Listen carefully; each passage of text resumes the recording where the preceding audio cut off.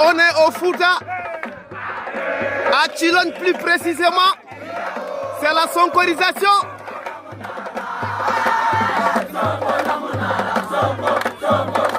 C'est la sonkorisation ici à Chilone, au cœur du Fouta.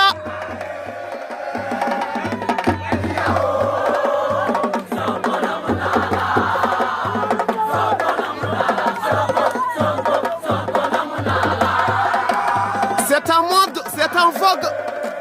Sonko namonalo, c'est la sonkorisation ici à Chilone, au cœur du Fouta.